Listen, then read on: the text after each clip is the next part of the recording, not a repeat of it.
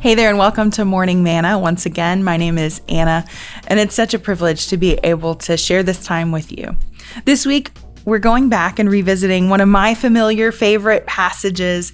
It's one that God has spoken through to me over and over and over again throughout my life.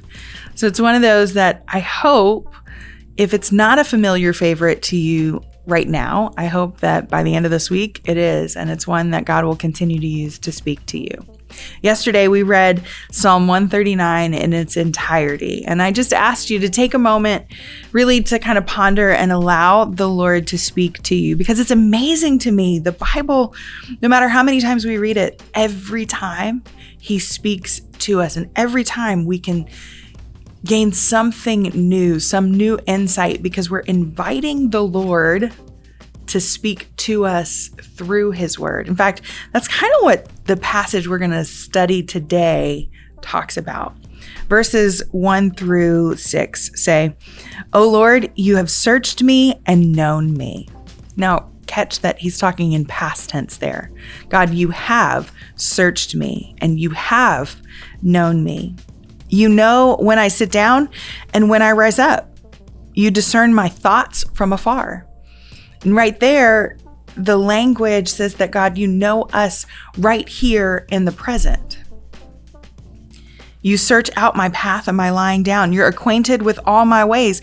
Even before a word is on my tongue, behold, O Lord, you know it altogether. Think about that.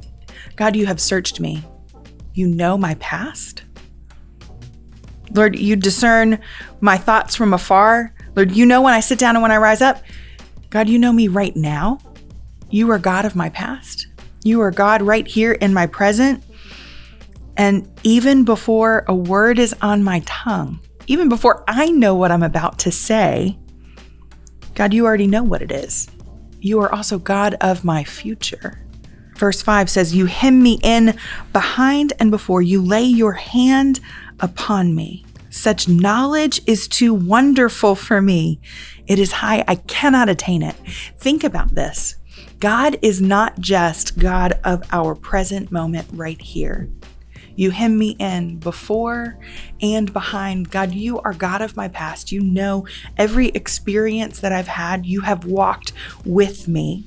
And you know exactly where I'm going. Everything that is to come, God, it is in your hands. As we read this passage, there's something in our hearts that can declare trust in who God is, acknowledging that His ways are higher than ours. His thoughts are far above ours. I love that David says, such knowledge is too wonderful for me. It's high. I cannot attain it. It reminds me of Isaiah 55.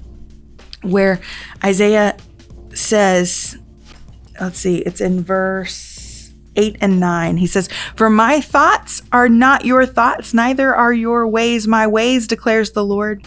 For as high as the heavens are higher than the earth, so my ways are higher than yours and my thoughts are higher than yours.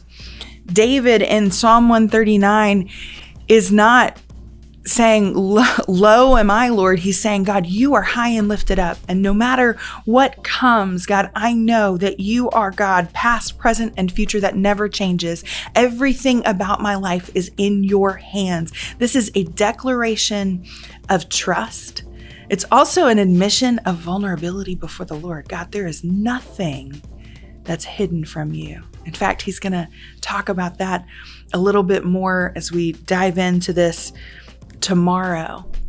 But I just want you to think today, meditate on God being God of your past, no matter what mistakes you look back, no matter what experiences you see, declaring, God, you were God there and you're God today. And may that give you hope and confidence that He is also God of your future. Whatever is coming, He's got you. I'll see you tomorrow.